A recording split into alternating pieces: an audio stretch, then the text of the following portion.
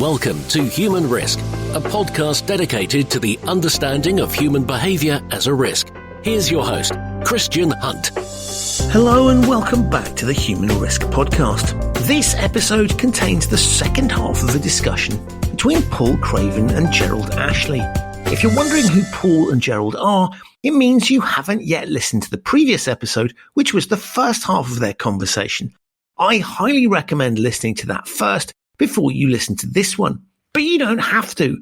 This episode does work on a standalone basis. As with the last episode, Paul and Gerald cover a lot of ground and tell some great stories. There are links to many of the things they discuss in the show notes. So without further ado, let's get back to Paul Craven and Gerald Ashley. Another area which I don't feel fully on top of, so I'm going to recommend something to Christian to put in any liner notes he does, but it's the whole topic of ergodicity and the idea of the individual experience of an event is not the same as maybe if they're in looking at a group of like-minded or similar people and their group experience against the individual one. There's a paper which, Christian, I'll ask you to send a link to by a guy I've only recently come across who's really interesting guy called Taylor Pearson. And he's written a really good guide on whether or not you should play Russian roulette and how the statistics of Russian roulette are very different for the individual from a sort of group situation. I will leave that to hang, but I think a simple example of this business of the individual against a group effect is what happens if you have a very gung-ho chief executive and he gathers all the divisional heads of the firm together and he says, I want you to go absolutely gangbusters in your particular area and just really go for everything in a big way. That makes perfect sense to him as the individual because there's a portfolio effect of the 10 divisions, 6 will do one, will do Wales, or number 7 might be a superstar, and there'll be 3 dogs. But it makes absolutely no sense to the divisional head. Why should I risk myself to be part of his enhanced portfolio where I've got much more downside than he has? And I think that whole business, and again, we come back to the same old thing, don't we? The context in which we make decisions, or maybe more importantly, the context we're put into. We are made to do certain things. Regulators made the financial industry use certain risk metrics or risk measures that are really now not just questioned, they may even be nonsense on stilts. I mean, value at risk absolutely did nothing to stop the credit crisis of 07-08. You could even say it gave a false sense of security because we've done all the curly brackets. We've got a dashboard with 17,000 dials on it. A bit of a shame we didn't look out the windscreen in the front to see what's really going to happen. And so, again, this whole business of context of information and decision-making is critical, I think. Yeah, it's a very nice little experiment. If everyone says context doesn't matter, ask them if they walk across if you put a 6-inch plank on the floor, how confident they'd be they could walk across it. And they'd say, I'm 100% certain I can walk across a 6-inch plank along the plank. And then say, what if it was at 40 feet high? Yeah. And if you're 100% certain, go and do it. And the answer is no one would do it because they understand there's a bit more downside. But the point is, the context is everything. And there are so many wonderful examples of that. And I think that, Rory Southern talks a lot about, we're obsessive with trying to change reality all the time. But actually changing perception of reality is probably a much better, more cost-effective way of doing our judgment is different. Our judgment is different if you're on a firing range in the army and they're using live ammunition. You kind of duck a little bit more, which I believe the Soviet army in the Second World War routinely trained their troops like that. And troops who weren't performing well were put in rather brutally into so-called punishment battalions and they were always first over the top or leading the charge, which was rather unpleasant. You see it in things like poker or games of chance, where it's one thing to be playing poker, with the pot is $50. It's a different one if it's your house. It's just not the same. The metrics and the algorithm doesn't take into account the difference between $50 and $1 million or $500,000. And I think, again, that's important. Sorry, just to interrupt, because you made me think about our conversation earlier about the price of something affecting the demand for it, the so-called Veblen effect. Yeah. And the idea being that, if something is more expensive, people might want it more than if it was cheaper. And yes.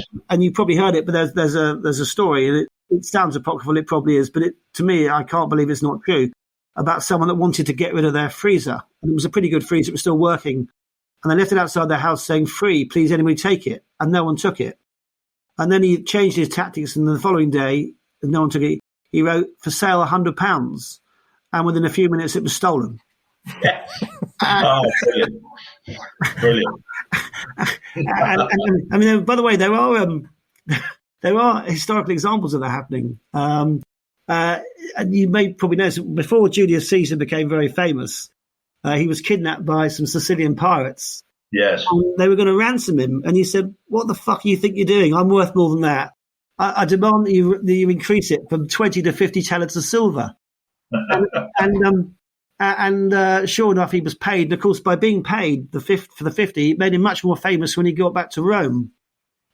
He wasn't very magnanimous about it. He had all the pirates crucified afterwards. But anyway, the Veblen effect definitely works.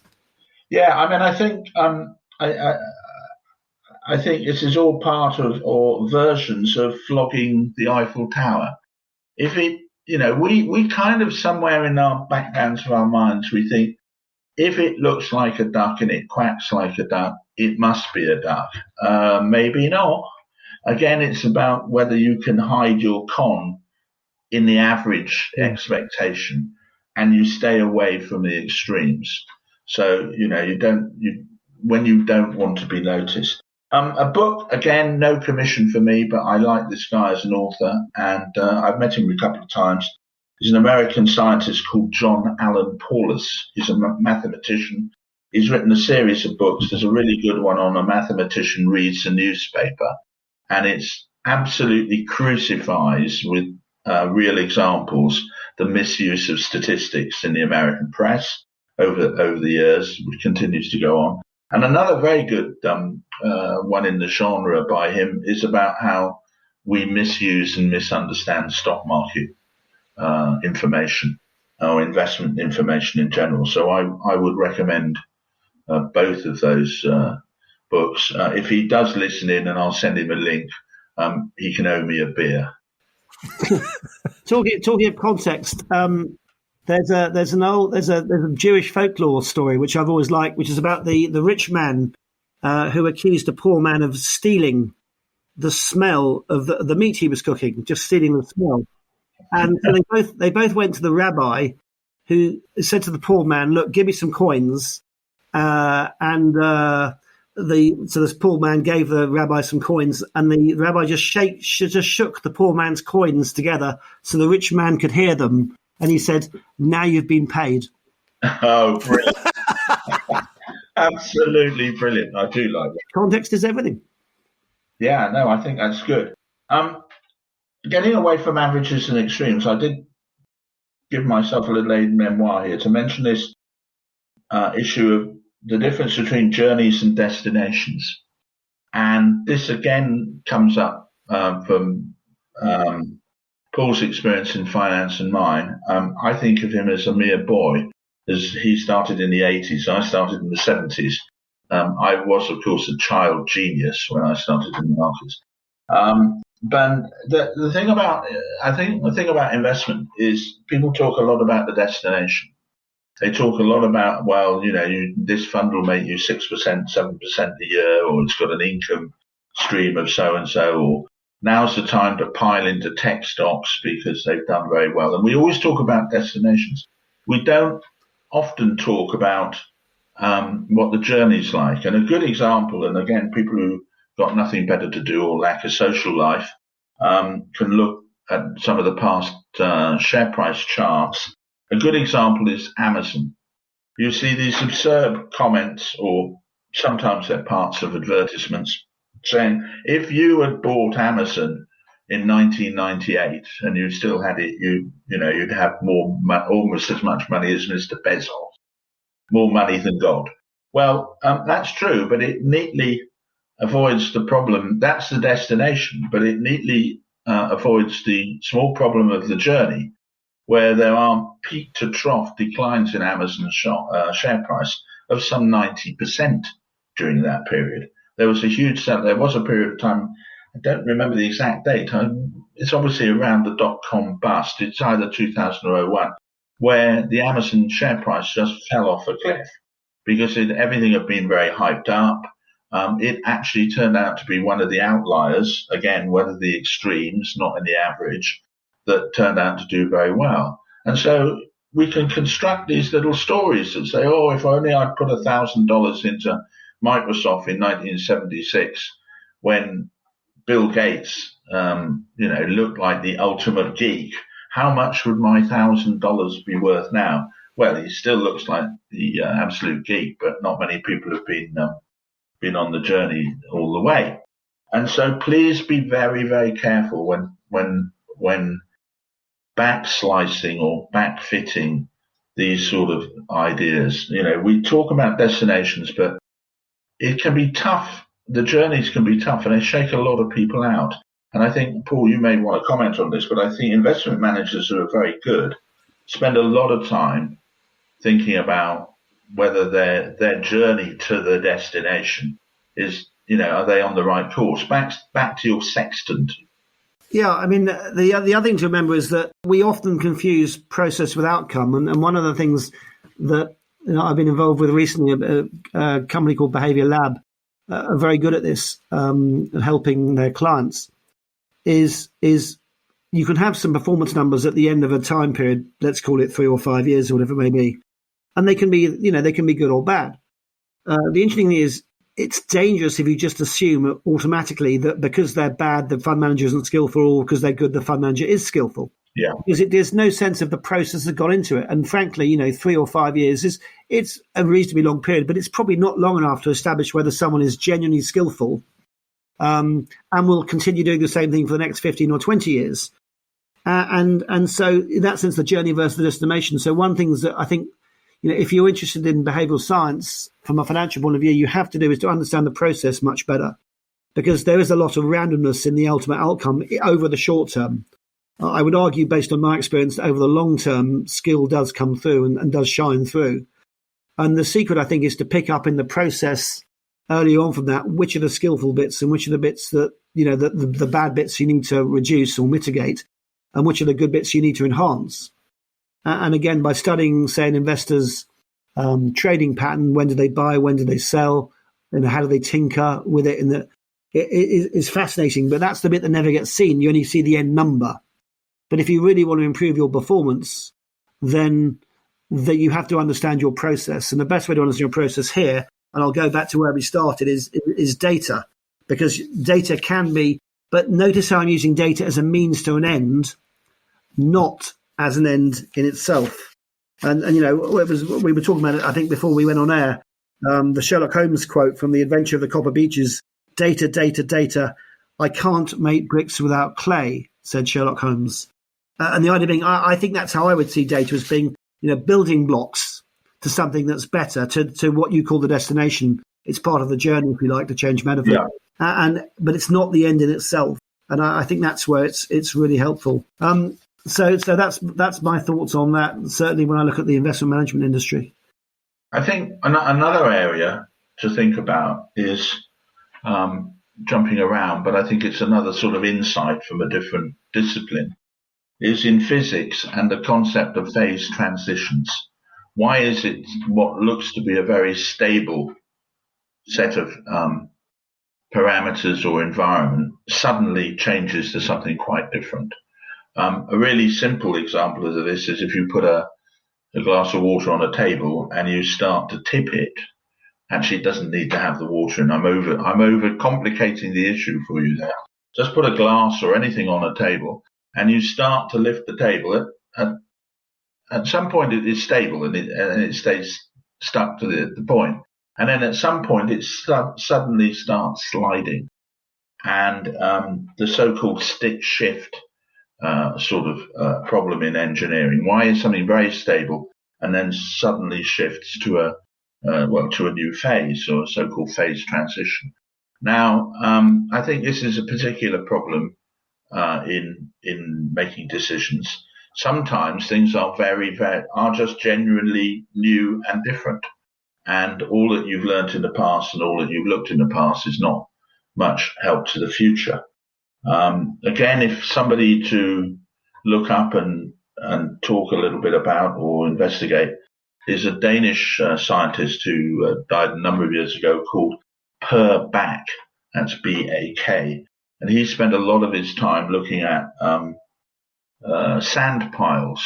At what point do you just add that one extra grain of sand that causes the avalanche? This used to be called catastrophe theory. I mean, it probably still is, but it seems to have gone dramatically out of fashion. Everybody got very excited by chaos theory and butterflies in Peking and all this kind of stuff. And Per Bak stuff on looking at, I suppose it's the tipping point, isn't it? Where suddenly just that extra straw on the camel's back and it breaks. That is one of the hardest things to model. And one of the hardest things, pretty impossible to predict. And so it's worth having that mental picture, I guess, in your mind when you're thinking about big decisions. Could there be a completely new shift? Imagine that we're running Kodak, who had a bunch of boffins who were busy developing a digital camera, but the senior management sort of dismissed it, or in fact weren't comfortable with it because they were much more comfortable with chemicals and film. And then suddenly the digital camera is developed by other firms and completely destroys the previous landscape. And now it's gone another stage further. I mean, how many people, I should think they're fractional, number of people who buy specialist cameras, unless they're kind of hobbyists or they're professional photographers, everybody else uses their phone. And so suddenly you get these phase transitions in business or in life in general that they almost demolish all the previous experience. The natural question off the back of that is so what can we do about this, right? So you've highlighted all these challenges, and I go back to Paul as the magician is taken in by the con artist. But, you've highlighted lots of other examples of things where when it's pointed out, it makes perfect sense. Okay, Christian, let me jump in there. Sorry, because you just give me a when it's pointed out, it makes perfect sense. So you've just beautifully summarised how easy things are with hindsight. Let me give you and the listeners a couple of challenges, and when you know the answer, it's obvious. But I'll just try it on you. Question: how is it possible for traffic to flow faster in the fog than on a clear day? What circumstances? Let's go back to context is everything. Just think about that. When and where would traffic flow much faster in fog than it does on a clear day? And again, I'm hoping that people are thinking about it. Give them a second or two to think about it. And when you know the answer, it's obvious. Okay. Has anybody here been down the A303? Yes, I know the A303. What's the big landmark on the A303? There's a jolly nice old building called Stonehenge. Some rocks. Correct. And has anybody ever gone past the A303, the Stonehenge fast? No. It's bumper to bumper. Yeah. Except when it's foggy, and then traffic flows at a much more normal speed. So once you know things like that, so again, this is about watching what people actually do as opposed to what they're supposed to do. Yes. There's a story on the internet which I have to believe is true from a policeman in Kampala of all places, and was asked, how do you? There was a sort of a news article about drunk driving and how you catch people who are driving over the limit, and he said something like, "Oh, it's easy to catch the drunk drivers because they don't swerve. It's the sober drivers that swerve a lot more. And the reason is all the potholes. So if you're sober, you'll swerve around them. If you're drunk, you go straight over them. So what this guy said was, I look for the people that are driving straight down the road. They're drunk. So again, also there's a compliance issue, isn't there? Sometimes people who are drunk, whether in a car or not, tend to act more slowly and more deliberately because they're trying to hide the fact that they're drunk. And so that again is maybe a sort of a tell on things. There's a story I have to get in because it's an apocryphal story. I'm sure it's not true, and I won't name the golf club. But apparently there was a judge driving back from golf club, having had a good lunch, and this was the old days, and I make I'm not condoning behaviour whatsoever. But he was stopped and breathalyzed by a policeman on the way back, and he passed the breathalyzer. And the first thing he did was turn the car around, drive back to the golf club, and demand to see the secretary. And he said, "You're watering down the Kummel." And sure enough, they checked it, and sure enough, the barman had been watering down the Kummel because he could be over the limit. Yeah, again, I would kind of interject on that. Maybe that it's about continuing to question things. And so this is why solutions and destinations are dangerous, because we suspend the question factor. A little bit like if you lose keys. Can't find them. Oh, there they are. And obviously you stop the hunt because in that particular case, you've got a nice defined solution. But I think in lots of business decisions and in life, we get hung up on plans that will lead to a specific destination. And I think all three of us and many people know that plans are useless, but planning is indispensable. It's a quote from Eisenhower. In those days, Eisenhower. He was General Eisenhower in those days. And he just kind of made another neat little aphorism, but it just points out that life is dynamic. And by definition, plans are static. It's why big organizations love plans. It's why the Soviet Union had the economics ministry Gosplan that priced everything. And they thought one of the most important things was that the price of bread should be the same at the time of the October Revolution in 1917 as it was in the 1970s. They managed to hold that price exactly the same value, whilst the entire economy around it collapsed.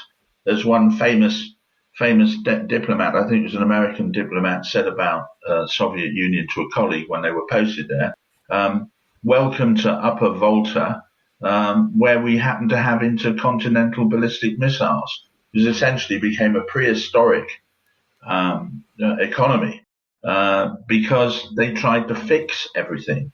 You can't fix everything, and if you do fix things, you make or do too much of it, you just make things worse. So flexibility and being dynamic and understanding you can't capture everything.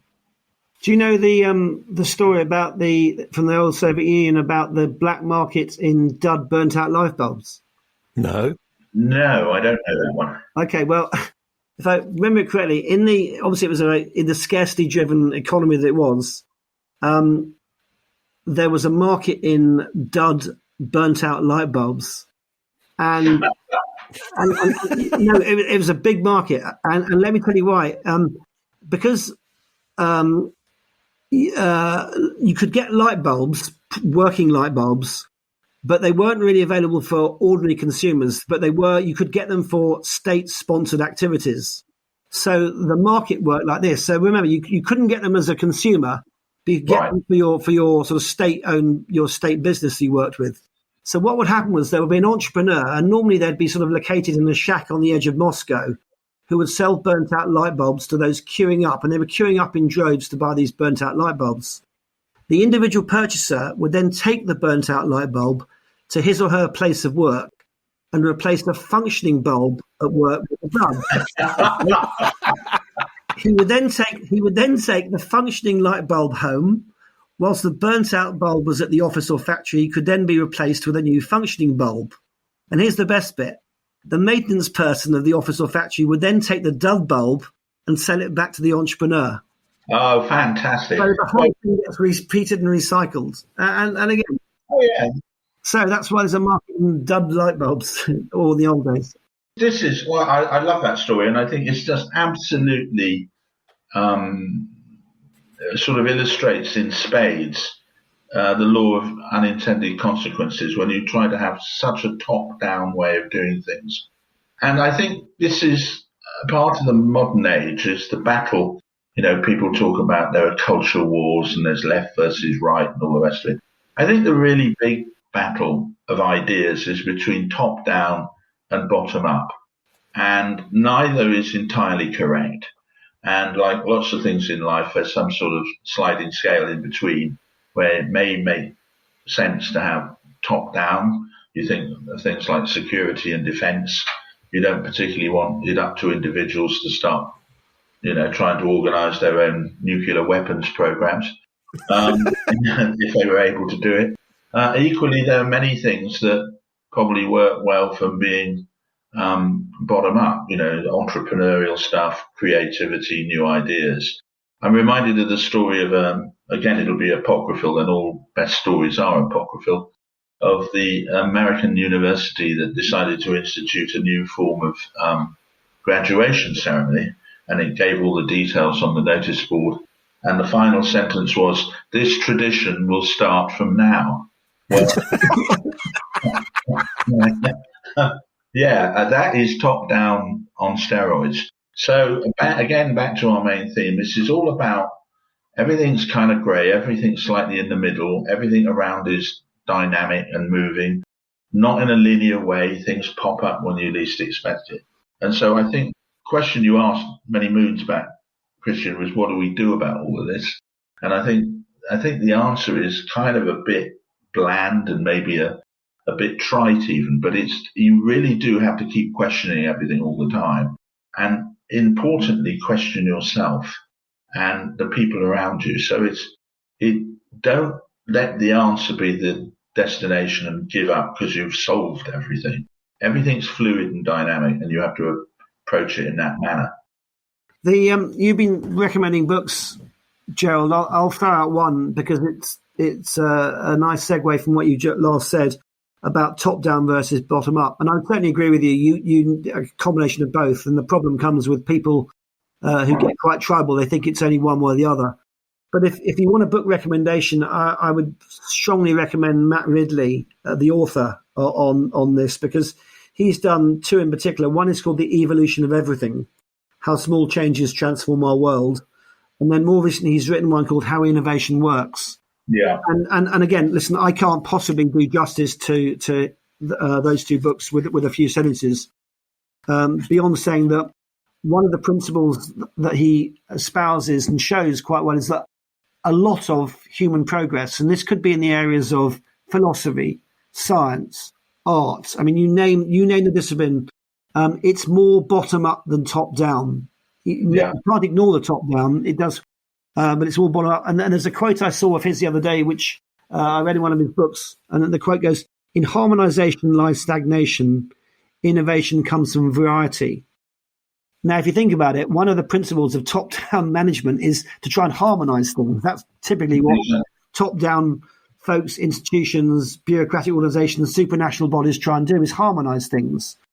And I think, based on my experience, certainly working in business for as long as I have done, I actually think that the real innovation, as he says, comes from a variety, from trying different things, from preparing to make mistakes and learning from them, hopefully, as we discussed at the beginning of the program. Innovation does indeed come from variety. And so that, I think, is where the sort of the interesting dilemma for policymakers comes, because clearly as a government, you think you should be doing lots of things and recommending and making laws. And lots of them are really important and really necessary, as you rightly said. But often real progress comes bottom up.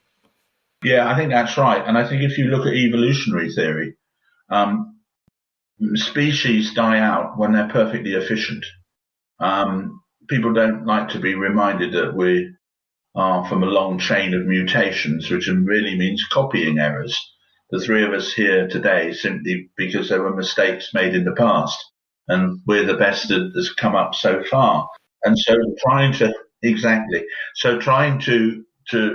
create the perfect being, if you like, or the perfect plan and all the rest of it, it's fated to fail, basically. I was interested. I mean, again, I say this as someone that tries to be neutral, and hopefully I'm neutral, but it is interesting that this new news channel that Andrew Neil is launching quite soon. If you read the small print of sort of some of what he's been saying about it, there was one line that really stood out for me, because if he genuinely can do this in terms of the philosophy, the culture of the new news show, it will be very interesting to see how it goes and how it's received by the viewers. He said, "We will not operate on the assumption that every problem demands a government solution, or that every solution must necessarily involve more taxpayers' money." When I read that, I was fascinated by that, because that's, again, your top down versus your bottom up. I think what he's saying there, and I'd rather he defended his words than me, but there is a sort of feeling that whenever there's an issue these days, government must solve it. And I think what he's suggesting is they won't necessarily adopt that approach, that it's the government's fault if something goes wrong. It can be, it often is, but it's not always. And again, I don't want to be, I'm not trying to be too libertarian about it or anything like that. I'm just simply saying that it's interesting that someone's going to try and come and run a news channel that is taking a clearly different tack from what is obviously the perceived so-called wisdom of the day, that if there's a problem, the government must sort it out. I would add to that a more general thought, which is why do we have so many politicians, and why are they constantly passing more and more laws? I think it's true to say that until the mid-1990s, it was quite rare for there to be new criminal justice acts passed by the UK Parliament. Since that period of time, since the late 90s, again, I think I'm right in saying we've passed laws nearly every single year. And what the politicians do, they just create more of this stuff. And again, as a small sort of plea, or maybe start a campaign, why don't we only have politicians meet maybe for 3 months of the year? There are too many of them doing too much stuff, and they get in the way. And they remind me a little bit of lawyers. Why do you hire a lawyer? Well, you only hire a lawyer to keep you away and protect you from other lawyers. And so you've got a situation in America where the whole country either is a lawyer or knows a lawyer, because you've got to have one to fight all the others off. And the serious point is, I just sometimes wonder if there is just too much attempts at top-down management to solve everything. They're obviously appropriate areas. There's a marvellous concept which I hadn't thought of till someone pointed out to me, that actually we all assume, because we're kind of conditioned that way, because it is quite tribal. And again, this does come back to the behavioural side as well. It's not a political point on its own, but because we all assume that our politics are scalable. Yeah. In other words, what we believe in our community must therefore be applied further and further up. And there was an interesting comment from an American guy called Vincent Graham, who actually said this. And until I read what he'd written, I had never thought about it before, but I think he's right. And again, you don't have to agree with his politics. Just think about what he's saying. Can you have different political views at different levels? Because, as I say, one political belief might not necessarily scale up. And Mr. Graham said, at the federal level, I am a libertarian. At the state level, I'm a Republican. At the town level, I'm a Democrat. In my family, I'm a socialist. And with my dog, I'm a Marxist, from each according to his abilities, to each according to his needs. That's very good. And again, I love that concept, because, again, there's a belief, particularly in a top-down sort of management style, that everything is scalable. And I think if I'm sure of one thing in my life, it's that lots of things aren't scalable. And Graham there is suggesting that maybe even politics isn't scalable, which I think is a really fascinating topic, and probably one that, the boffins that doing PPE in Oxford can worry about it. But it makes you think, again, challenge yourself. Where could I be wrong? I've always assumed I'm right on this particular front, but maybe I might not be. Maybe what I believe here isn't what I believe as far as the national government or the local community is concerned, or whatever. You see this in business decisions where people suddenly decide it's kind of more interesting or more sexy to open a big operation overseas, and they assume that the widget market, either in their home market, is going to be exactly the same in Brazil. And of course, the reason we're going to Brazil, other than current circumstances with the pandemic, it's a brilliant place to go. It has very little necessarily to do with widgets, in the same way as off-site conferences, and anybody living there, please forgive me, they are not held in Middlesbrough. They don't happen. Funny enough, they're in Cannes or they're, in Monaco, but they're not in Middlesbrough. And so again, this is this business about, as you say, Paul, whether things are scalable and whether that's put to one side and doesn't matter. Of course it's scalable everywhere. And I think this is why a lot of businesses founder when they sometimes overexpand or they go into new areas. There's a great Monty Python sketch where they're all sat round in a big boardroom, all dressed up as top-notch board directors at this huge company. And I think Cleese is the chairman. And he says, well, gentlemen, he says, we've got quite a serious problem now. And they say, muttering, what's the problem? Well, we've bought everything. We're the ultimate conglomerate. There's nothing left to buy. So what do we do now? And there is, I think, there is the egomania of businesses, and the cult of the CEO seems to be very big these days. Yeah. Without naming names, some American banks are headed by people who I think genuinely believe that they walk on water. I mean, it might explain why the banking sector has so many problems.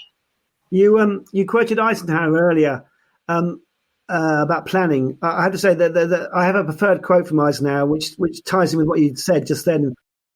Eisenhower said, "Farming looks mighty easy when your plough is a pencil and you're 1,000 miles from a cornfield." Now, none of these talks can be complete without some left field quotations. Christian will know I have a tendency to always include the Rolling Stones, but I'm afraid I'm running out of anecdotes on the Rolling Stones. We can't always get what we want, Gerald, so that's fine. No, there you go. But in terms of another couple of bits of reading, for people who are a serious bent, and it's not a heavy read, but a good read, is from the Roman statesman Cicero. He wrote a book called The Good Life, and it's about precepts for how to get through life and actually how to look at problems and issues, whether they're physical, moral, financial, or whatever. So it's too late to get a beer out of him, of course, because he died about 48 BC or something. And again, for people who are too lazy to read books and just want to look at quotations that might have something useful, Marcus Aurelius, some 200 years later. You see, there's nothing new. Marcus Aurelius wrote lots of precepts of life, and the internet is full of mainly correct quotations as far as we can tell. And so I'd encourage people to look at some of his thoughts. Both Paul and Christian know, of course, that most quotations are in fact nonsense or have very thin sort of attribution or provenance to them. But let's go with Marcus Aurelius and hope they're okay. So, Gerald, I thought if you're talking the Stones, I'd have thought Ain't It Good to Be Alive would be a good place to... Well, they sang a lot about satisfaction, and as we know, it's really about satisficing. And so, again, quick little bookmark for Herbert Simon. Again, I have to say, and I always find when one talks about this sort of areas, most of this stuff is from a long time ago. Okay, I dredged up Cicero a few minutes ago, but a lot of the original and important research has been done in the 50s and 60s and 70s. You may say that it's slightly stalled a bit now. Maybe we've got the topic of looking at decision making and understanding decisions. The actual topic is probably maybe well covered. But of course, Paul's got bang on when he says the problem is we don't do it. And so the mystery remains that we know what we should be doing, but we still find it very hard to do. Yeah, I think for me, one of the important things is to try. I mean, I'm a historian. I did history at university, and again, to remember that there are different contexts and different times, and people did different things, and various. But actually, the way people behaved in many cases, back to this Twain point, there do seem to be patterns, or because human nature hasn't changed that much. I mean, the human brain itself hasn't changed at all in thousands, tens of thousands, if not hundreds of thousands of years. It's just the context in which we grow up now has changed dramatically, and our brains have adapted very, very quickly. But it doesn't mean the nature of the brain itself has changed in itself. And so I love history in that sense. I think when I go back and think about what would I like to have done at university if I hadn't done history, it'd probably be psychology, I guess.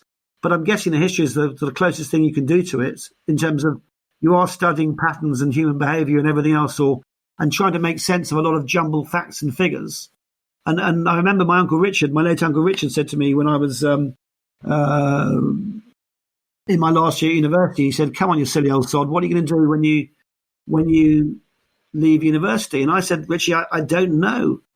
And I remember we'd had a few pints of beer at his local pub, the Griffin, and we were sitting in his kitchen, and he said, "Well, tell me, I know you pretty well, but just tell me what you think you like doing." And I said, I like betting and gambling. I used to do the horses and follow the horses in a very small way in those days. I was just interested in odds and probabilities and things as much as the horses themselves. And he said, "What else?" And I said, "I love history. I love studying and trying to make sense of the world in terms of, yes, the kings and queens, blah, blah, blah, but also I'm interested in social history. I'm interested in economic history, and I'm interested in essentially all these facts and figures that get thrown at me down the years, and trying to make sense, a coherent theme out of them." And he looked at me and he said, "So you like probabilities and gambling, and you like history, and you like human behaviour." He said, "I think you should go into the city and go into investment." Yeah. And that is literally how I first started writing letters to asset managers back in sort of late 85, early 86. And sure enough, he was absolutely right, because investment for me, the stock market's a fascinating place to study human behaviour.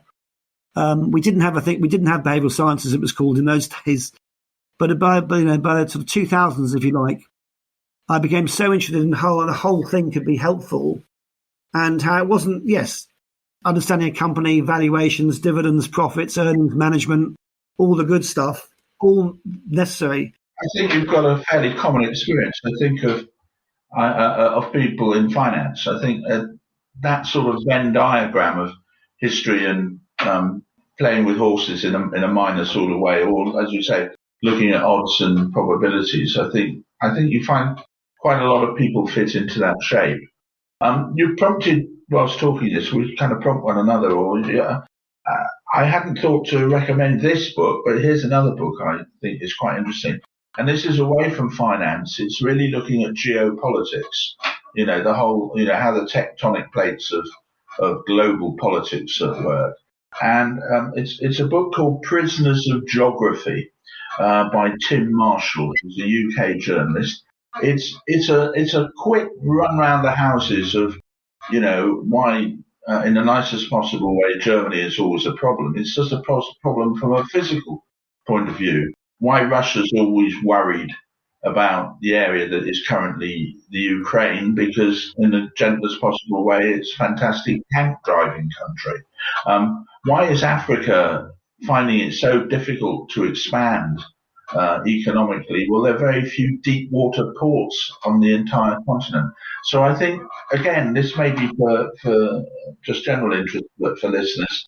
But if you want to look at context of big political decisions and power blocks, and why do, there seem to be natural alliances and natural enmities, as I say, this book, Prisoners of Geography, is a must read, I think is what they say. As a kind of wind up thought on my side, Christian, I'm just going to come back to, maybe it is the F word, it is flexibility. The world is dynamic, moves around, and not only dynamic in a nice smooth way of a stream, it jumps. We had sudden jumps, the stick-slip problem, or the so-called phase transition. So it's all this common sense stuff of keep questioning everything, keep questioning yourself, resist the quick answer, and then stop thinking after you found the quick answer, and just be open-minded. I think if people can be open-minded, that's the best way to approach this. Fantastic. And Paul, thoughts from you? Finish with a quote and a little story. The quote I'll give you is actually pinned to the back of my gym door, which I've got lucky enough to have a little small gym in my house. And when I come up the stairs after having a gym session, I read it every single day because it's pinned on the back of the door before I go back into the kitchen. And it says, the quote is from David Niven, the actor. And David Niven said, "Keep the circus going inside you. Keep it going. Don't take anything too seriously. It will all work out in the end." Wow. And I love that quote. And then the story I'll just finish with. And again, it's context, framing, lots of things we've talked about today. I'm a big golf fan. I play hickory golf. And it's a story about the Argentinian golfer Robert De Vincenzo. And he won a big competition once. And we're going back well over 50 years. And in the car park, he'd come out of the clubhouse and he met a woman who looked rather distressed. And she basically was in tears and she sort of accosted him and said, "Look, can I have your help, please?" And he said, "What's the problem?" And she told him about her daughter's battle with leukemia. And Robert De Vincenzo, he just won a lot of money on this tournament. So he just pulled out his wallet and gave her quite a few $100, all the money he had in his wallet. And later, he was told that he shouldn't have done that because the woman was a scammer. And do you know what his response was? His response was, "So her daughter isn't dying, my friend. That's the best news I've ever heard." Wow. Gentlemen, thank you so much for what I knew was going to be a phenomenal, wide-ranging conversation. You've gone into all sorts of different rabbit holes in a way that only both of you can. So I know that my listeners are going to love this in the way they loved your previous appearances. But together, you formed a formidable act. So thank you so much. It's been an absolute privilege. Thank you very much for having me. Thank you, Christian. Thank you. So that's it for this episode of the Human Risk Podcast. My enormous thanks to Paul Craven and to Gerald Ashley for appearing and for being such great guests. You'll find links to Paul's and Gerald's websites in the show notes, as well as details of many of the things that they talked about. If you like the show and haven't yet left a 5-star review for it, please do so. It really does help. To find out more about human risk, the work that I do with my clients on bringing behavioral science to ethics and compliance, and a ton more resources, including the Human Risk newsletter, video channel, and blogs, visit human-risk.com. I will be back very soon with another episode of this show, but in the meantime, stay safe and thanks for listening.